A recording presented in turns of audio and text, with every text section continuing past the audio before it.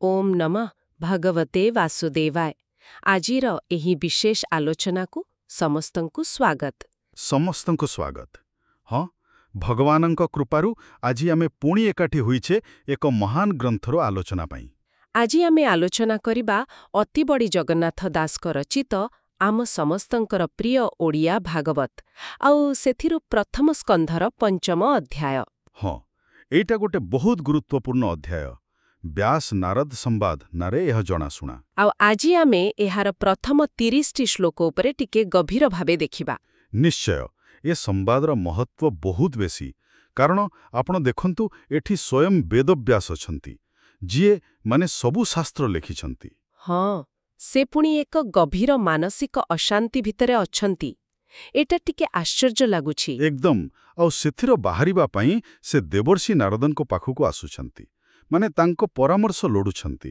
ତେବେ ଆମର ଆଜିର ମୁଖ୍ୟ ଉଦ୍ଦେଶ୍ୟ ରହିବ ବ୍ୟାସଦେବଙ୍କର ଏଇ ଯୋଉ ମନର ଦ୍ୱନ୍ଦ୍ୱ, ଏହାର କାରଣ କ'ଣ ଥିଲା, ଆଉ ନାରଦଙ୍କ ସହ ତାଙ୍କର ଯୋଉ ପ୍ରଥମ କଥାବାର୍ତ୍ତା ହେଉଛି, ସେଥିରୁ ଜ୍ଞାନ ଆଉ ଭକ୍ତି ବିଷୟରେ ଆମକୁ କ'ଣ ଜାଣିବାକୁ ମିଳୁଛି। ହଁ, ଠିକ୍ କହିଲେ। ଏ ଦୁଇଟିର ସମ୍ପର୍କ ବହୁତ ଗଭୀର। ଆଶା କରୁଛୁ ଶ୍ରୋତାମାନେ ପୁରା ଆଲୋଚନାଟାଏ ମନ ଦେଇ ଶୁଣିବେ, କାରଣ ପ୍ରତିଟି ଶ୍ଲୋକରେ ବହୁତ ଗଭୀର କଥା ରହିଛି। ଆଉ ଯଦି ଏମିତି ଆଧ୍ୟାତ୍ମିକ ଆଲୋଚନା ଆପଣମାନଙ୍କୁ ଭଲ ଲାଗୁଛି, ତେବେ ଏ ଚ୍ୟାନେଲ ସହ ଯୋଡ଼ି ହୋଇ ରହିବାକୁ ଭୁଲିବେନି। ସବସ୍କ୍ରାଇବ୍ କଲେ ଆଗାମୀ ଆଲୋଚନା ବିଷୟରେ ଜାଣିପାରିବେ। ହଉ, ତେବେ ଆସନ୍ତୁ ଆରମ୍ଭ କରିବା। ପଞ୍ଚମ ଅଧ୍ୟାୟ ସୂତ ଉବାଚ, ଶ୍ଲୋକ 1-2। ସୂତ କହନ୍ତି, ଅନୁରାଗେ ହରସେ ମୁନିଙ୍କର ଆଗେ। 1 ଶୁଣ ସକଳ ମୁନିଜନେ ହରିଚରିତ ସାବଧାନେ। 2 ହଁ, ଏଇଠୁ ଆରମ୍ଭ ହେଉଛି। ଏଠି ସୂତ ଗୋସ୍ୱାମୀ କହୁଛନ୍ତି ମୁନିମାନଙ୍କ ଆଗରେ। କ'ଣ ପରିବେଶ ଥିଲା ଏବଂ କାହିଁକି ଏତେ ସାବଧାନ ହୋଇ ହରିଚରିତ ଶୁଣିବାକୁ କୁହାଯାଉଛି? ଦେଖନ୍ତୁ, ଏଇଟା ହେଉଛି କାହାଣୀର ପୃଷ୍ଠଭୂମି। ସୂତ ଗୋସ୍ୱାମୀ ବସିଛନ୍ତି ନୈମିଷାରଣ୍ୟରେ। ହଜାର ହଜାର ମୁନି ଋଷି ଅଛନ୍ତି, ଶୌନକ ଆଦି।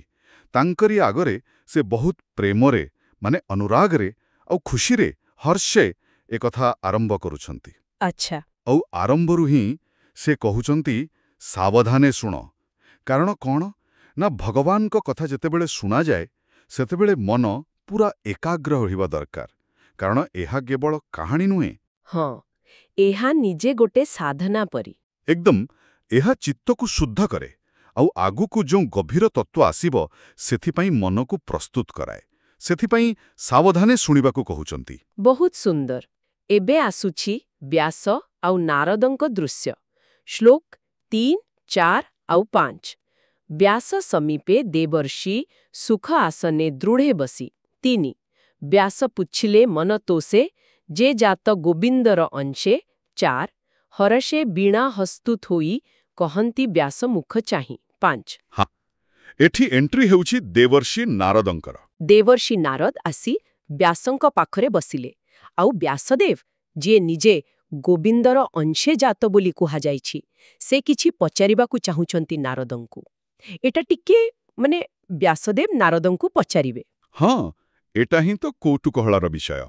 ଦେଖନ୍ତୁ, ଦେବର୍ଷି ନାରଦ ଆସି ବ୍ୟାସଙ୍କ ପାଖରେ ଏକଦମ ଆରାମରେ ସ୍ଥିର ହୋଇ ବସିଛନ୍ତି, ସୁଖ ଆସନେ ଦୃଢ଼େ ବସି।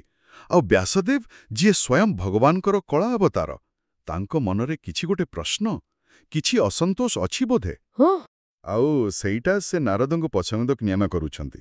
ଏଥିରୁ ଗୋଟେ କଥା ସ୍ପଷ୍ଟ ହେଉଛି ଯେ ଆଧ୍ୟାତ୍ମିକ ରାସ୍ତାରେ ଯେତେ ବଡ଼ ମହାପୁରୁଷ ହେଲେ ବି ମନରେ ସନ୍ଦେହ ବା ଅସନ୍ତୋଷ ଆସିପାରେ। ସତ କଥା। ଆଉ ନାରଦ ବି ସେମିତି। ସେ ବୁଝିପାରିଲେ ବୋଧେ କିଛି ଅଛି। ସେ ନିଜର ପ୍ରିୟ ବୀଣାଟିକୁ ପାଖରେ ରଖିଦେଲେ, ଆଉ ପୁରା ଧ୍ୟାନ ଦେଇ ବ୍ୟାସଙ୍କ ମୁହଁକୁ ଚାହିଁଲେ। ଏଠି କିଛି ଗୁରୁ ଶିଷ୍ୟ ଭଳି ସମ୍ପର୍କ ନୁହେଁ, ବରଂ ଦୁଇଜଣ ମହାଜ୍ଞାନୀଙ୍କ ଭିତର ଗୋଟେ ଗଭୀର ଆଲୋଚନା ଆରମ୍ଭ ହେବାକୁ ଯାଉଛି। ବହୁତ ଭଲ। ଏବେ ନାରଦ କହିବା ଆରମ୍ଭ କରିଛନ୍ତି। ଶ୍ଲୋକ 6 ଓ 7। ନାରଦ ଉବାଚ, ହେ ପରାଶର ଋଷିସୁତ, ତୁମେ ସ୍ୱଭାବେ ଭାଗବତ। 6 ଚଞ୍ଚଳ ଦିଶୁଛି ବଦନ, ଦେଖି ଜାଣିଲି ତୁମ୍ଭ ମନ। 7 ହଁ, ଏଠି ନାରଦ ଆରମ୍ଭ କଲେଣି। ନାରଦ ପ୍ରଥମେ ବ୍ୟାସଙ୍କୁ ହେ ପରାଶର ଋଷିସୁତ ବୋଲି ସମ୍ବୋଧନ କରୁଛନ୍ତି, ଆଉ ତାପରେ କହୁଛନ୍ତି, ତୁମେ ସ୍ୱଭାବେ ଭାଗବତ। ଏଇ ଭାଗବତ ଶବ୍ଦର ମାନେ କ'ଣ ଏଠି? ଦେଖନ୍ତୁ, ପ୍ରଥମେ ପରାଶର ଋଷିଙ୍କ ପୁଅ କହି ସେ ବ୍ୟାସଙ୍କ ମହାନ ବଂଶ ପରମ୍ପରା କଥା ମନେ ପକାଇ ଦେଉଛନ୍ତି। ତାପରେ ତୁମ୍ଭେ ସ୍ୱଭାବେ ଭାଗବତର ଅର୍ଥ ହେଲା ବ୍ୟାସଦେବ ତ ପ୍ରକୃତିରୁ ହିଁ ଭଗବାନଙ୍କ ସହ ଜଡ଼ିତ। ସେ ଭଗବାନଙ୍କର ଅତି ନିଜର ଲୋକ, ଭଗବତ ତତ୍ତ୍ୱକୁ ଜାଣିଛନ୍ତି, ଭଗବାନଙ୍କ ଗୁଣରେ ପରିପୂର୍ଣ୍ଣ। ମାନେ ତାଙ୍କ ପାଇଁ ଭଗବାନଙ୍କୁ ଜାଣିବା ବା ଅନୁଭବ କରିବା ସ୍ୱାଭାବିକ। ଆଚ୍ଛା, କିନ୍ତୁ ତାପରେ ପୁଣି କହୁଛନ୍ତି ଚଞ୍ଚଳ ଦିଶୁଛି ବଦନ। ହଁ, ସେଇଠି ତ ପ୍ରଶ୍ନ। ସେ କହୁଛନ୍ତି ତୁମେ ତ ସ୍ୱଭାବତଃ ଭାଗବତ, କିନ୍ତୁ ତୁମ ମୋହ ଦେଖି ଲାଗୁଛି ତୁମ ମନ ଭିତରେ କିଛି ଗୋଟେ ଚାଲିଛି, କିଛି ଚଞ୍ଚଳତା ଅଛି। ଦେଖି ଜାଣିଲି ତୁମ୍ଭ ମନ, ମୁଁ ତୁମ ମୋହରୁ ହିଁ ତୁମ ମନ କଥା ବୁଝିପାରୁଛି। ଏଇଠି ଗୋଟେ ବିରୋଧାଭାସ ଆସୁଛି ନା? ହଁ, ଯିଏ ସ୍ୱଭାବେ ଭାଗବତ ସେ ପୁଣି ଅଶାନ୍ତ କେମିତି? ଏକଦମ। ଏଇ ପ୍ରଶ୍ନଟା ହିଁ ପୁରା ଆଲୋଚନାକୁ ଆଗକୁ ନେବ। ପରବର୍ତ୍ତୀ ଶ୍ଲୋକରେ ନାରଦ ଆହୁରି ସ୍ପଷ୍ଟ କରୁଛନ୍ତି ବ୍ୟାସଙ୍କ କାମ ବିଷୟରେ କହି। ଶ୍ଲୋକ 8, 9 ଓ 10। ସକଳ ବେଦ ଶିଷ୍ୟ ଦେଇ, ପୁରାଣ ଭାରତ ଭିଆଇ। 8 ବେଦ ବିଚାରି ବ୍ରହ୍ମଚିନ୍ତି, ଚିତ୍ତ ନୋହିଲା ତୁମ୍ଭୁ ଶାନ୍ତି।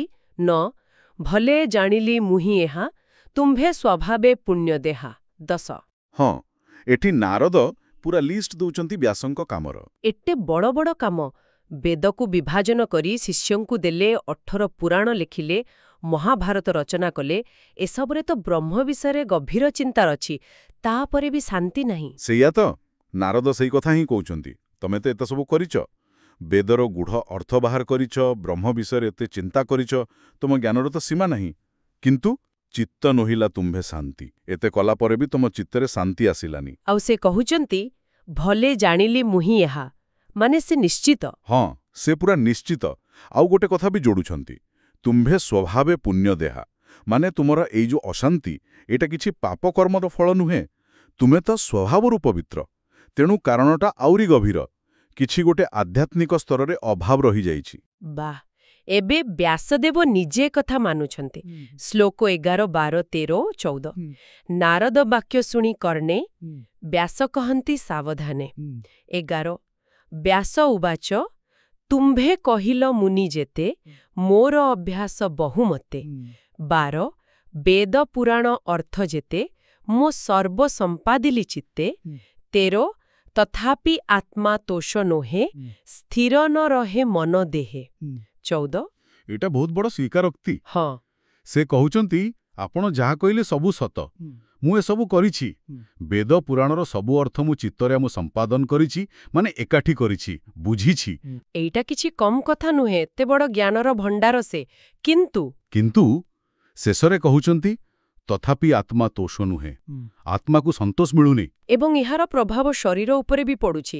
ସ୍ଥିର ନ ରହେ ମନ ଦେହେ, ମନ ବି ଅସ୍ଥିର, ଦେହ ବି ଅସ୍ଥିର ଲାଗୁଛି। ଏଥିରୁ ସ୍ପଷ୍ଟ ହେଉଛି ଯେ କେବଳ ବହି ଲେଖିଦେଲେ ବା ଶାସ୍ତ୍ରର ଅର୍ଥ ବୁଝିଗଲେ ଆତ୍ମାକୁ ଶାନ୍ତି ମିଳିନପାରେ, କିଛି ଗୋଟେ ମିସିଂ ଅଛି। ଆଉ ସେଇ ମିସିଂ କ'ଣ, ସେଇଟା ବି ବ୍ୟାସଦେବ ନିଜେ କହୁଛନ୍ତି ପରବର୍ତ୍ତୀ ଶ୍ଲୋକରେ। ଶ୍ଲୋକ 15, 16, 17, 18। ତୁମ୍ଭେ ଯେ ବ୍ରହ୍ମାଙ୍କ ନନ୍ଦନ, ଭଲେ ଜାଣିଲ ମୋର ମନ। 15 ଏ ମନ ସ୍ଥିର କରିବାରେ ଗୋବିନ୍ଦ ବିନା କେବା ପାରେ। 16 ସକଳ ଶାସ୍ତ୍ରାତହୁ ସାର, ତାର ମହିମା ଅଗୋଚର। 17 ତାର ଭକ୍ତି ଯେଣୁ ନାହିଁ, ଏଣୁ ମୁଁ ଚିତ୍ତ ସ୍ଥିର ନୋହି। ଏଇଠି ପୁରା କ୍ଲିୟର କଟ୍ କହିଦେଲେ। ହଁ, ପ୍ରଥମେ ତ ନାରଦଙ୍କୁ ପ୍ରଶଂସା କଲେ ଯେ ଆପଣ ବ୍ରହ୍ମାଙ୍କ ପୁଅ, ଆପଣ ମୋ ମନ କଥା ଠିକ୍ ଜାଣିପାରିଲେ। ତାପରେ ସିଧା କାରଣ କହୁଛନ୍ତି। କ'ଣ ନା, ଏ ମନ ସ୍ଥିର କରିବାରେ ଗୋବିନ୍ଦ ବିନା କେ ବାପାରେ। ଏଇ ଯୋଉ ଅସ୍ଥିର ମନ, ଏକୁ କେବଳ ଗୋବିନ୍ଦ ହିଁ ସ୍ଥିର କରିପାରିବେ, ଆଉ କାହାର ଶକ୍ତି ନାହିଁ। ଆଉ ସେ କହୁଛନ୍ତି ସବୁ ଶାସ୍ତ୍ରର ସାର ହେଉଛନ୍ତି ସେହି ଗୋବିନ୍ଦ, ତାଙ୍କ ମହିମା ଅଗୋଚର। ହଁ, ଯେତେ ଶାସ୍ତ୍ର ଅଛି ସବୁର ମୂଳ ତତ୍ତ୍ୱ ହେଉଛନ୍ତି ଭଗବାନ।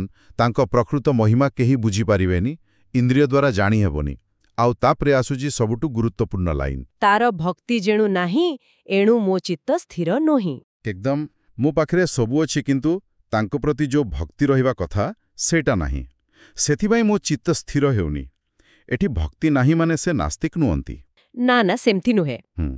କଥା ହେଇଛି ସେ ବୋଧେ ଭଗବାନଙ୍କ ନିର୍ଗୁଣ ନିରାକାର ରୂପ ଉପରେ ବେଶୀ ଧ୍ୟାନ ଦେଇଛନ୍ତି। କିନ୍ତୁ ଭଗବାନଙ୍କର ଯୋଉ ସଗୁଣ ରୂପ, ତାଙ୍କର ଲୀଳା, ତାଙ୍କ ଗୁଣ, ତାଙ୍କ ନାମ, ଯୋଉଟାକୁ ଗାଇଲେ, ମନେ ପକେଇଲେ ହୃଦୟରେ ପ୍ରେମ ଆସେ, ଆଖିରେ ଲୁହ ଆସେ, ସେଇ ଦିଗଟାକୁ ସେ ବୋଧେ ନିଜ ରଚନାରେ ଏତେ ଗୁରୁତ୍ୱ ଦେଇନାହାନ୍ତି। ଓହୋ, ମାନେ ଜ୍ଞାନ ଅଛି କିନ୍ତୁ ହୃଦୟର ସେ ଭାବନା, ସେ ପ୍ରେମର ଅଭାବ। ଠିକ୍। ଜ୍ଞାନ ଟିକେ ଶୁଖିଲା ହୋଇଯାଇପାରେ, କିନ୍ତୁ ଭକ୍ତି ହେଉଛି ସେଇ ରସ ଯାହା ହୃଦୟକୁ ଭିଜେଇ ଦିଏ ଓ ପ୍ରକୃତି ଶାନ୍ତି ଆଣେ। ଏଇଟା ବହୁତ ବଡ଼ ଶିକ୍ଷା। ନିଶ୍ଚୟ। ଏହାପରେ ବ୍ୟାସଦେବ ନାରଦଙ୍କ ବିଷୟରେ କହୁଛନ୍ତି। ତାଙ୍କର ଜ୍ଞାନ, ତାଙ୍କର ସ୍ଥିତି। ଶ୍ଲୋକ 19, 20, 21 ଓ 22। ତୁମେ ସକଳ ତତ୍ତ୍ୱ ଜାଣ, ଯେ କୃଷ୍ଣ ମହିମା ପ୍ରମାଣ।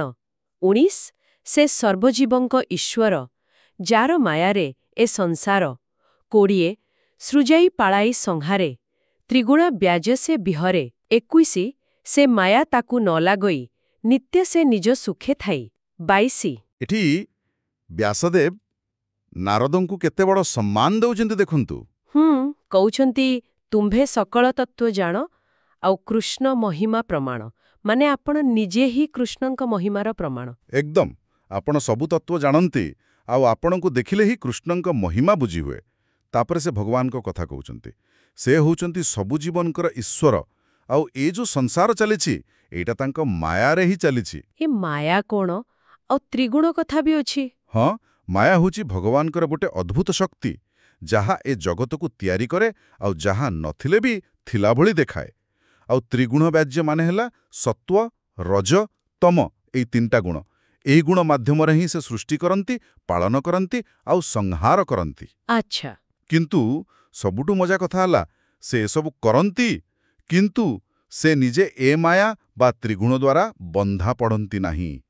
ସେ ମାୟା ତାକୁ ନ ଲାଗଇ। ଓହୋ, ସେ ସବୁଠୁ ଉପରେ। ହଁ, ସେ ସବୁବେଳେ ଏସବୁରୁ ଅଲଗା ରହି ନିଜ ସ୍ୱରୂପର ଆନନ୍ଦରେ, ନିଜ ସୁଖରେ ମଗ୍ନ ଥାନ୍ତି। ନିତ୍ୟ ସେ ନିଜ ସୁଖେ ଥାଇ। ଏଇଟା ହେଲା ଭଗବାନଙ୍କର ପରମ ସ୍ଥିତି। ସେ କରନ୍ତି ବି ଆଉ କରନ୍ତିନି ବି। ବହୁତ ଗମ୍ଭୀର କଥା। ପରବର୍ତ୍ତୀ 3ଟା ଶ୍ଲୋକରେ ବ୍ୟାସଦେବ ନାରଦଙ୍କ ସ୍ଥିତିକୁ ଆହୁରି ସୁନ୍ଦର ଭାବେ ବୁଝାଉଛନ୍ତି। ଶ୍ଲୋକ 23, 24 ଓ 25। ଏ ତିନି ଲୋକ ତୁମ୍ଭ ଦେହେ, ନିରତେ ଭ୍ରମେ ରବି ପ୍ରାୟ।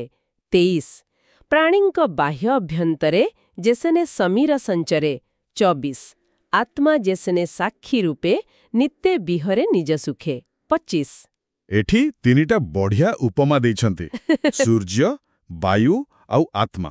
ହଁ, ଏ ଉପମାଗୁଡ଼ିକ ନାରଦଙ୍କ ବିଷୟରେ କ'ଣ କହୁଛି? ଦେଖନ୍ତୁ, ପ୍ରଥମେ କହିଲେ ସୂର୍ଯ୍ୟ ପରି, ରବି ପ୍ରାୟ। ହଁ, ଯେମିତି ସୂର୍ଯ୍ୟ 3 ଲୋକ, ସ୍ୱର୍ଗ, ମର୍ତ୍ତ୍ୟ, ପାତାଳକୁ ସବୁବେଳେ ବୁଲୁଥାନ୍ତି, କେହି ତାଙ୍କୁ ଅଟକେଇ ପାରନ୍ତିନି, ସେମିତି ନାରଦ। ତାଙ୍କର ଗତି ସବୁଠି। ସେ ଯେତେବେଳେ ଚାହିଁବେ, ଯୋଉ ଲୋକକୁ ଚାହିଁବେ ଯାଇପାରିବେ। ବାଃ। ଦ୍ୱିତୀୟରେ ବାୟୁ ପରି, ସମୀର ସଞ୍ଚରେ। ଯେମିତି ପବନ ସବୁଆଡ଼େ ପଶିପାରେ, ଜୀବଙ୍କ ବାହାରେ ବି ଭିତରେ ବି, ସେମିତି ନାରଦ। ସେ ସମସ୍ତଙ୍କ ମନ ଭିତରକୁ ବି ଯାଇପାରନ୍ତି, ସବୁ କଥା ଜାଣିପାରନ୍ତି। ସୂକ୍ଷ୍ମ ରୂପରେ ସବୁଠି ସେ ଅଛନ୍ତି।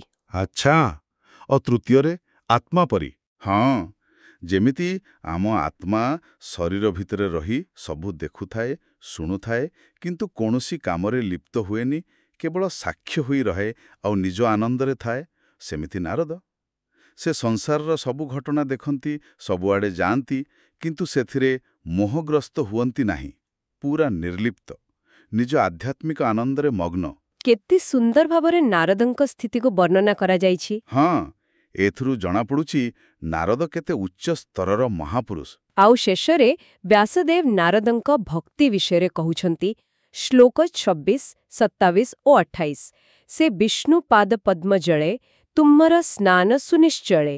26, ସେ ଜଳ ଶୀତ ଉଷ୍ମ ଭାବ, ନିତ୍ୟ ତୁମର ଅନୁଭବ।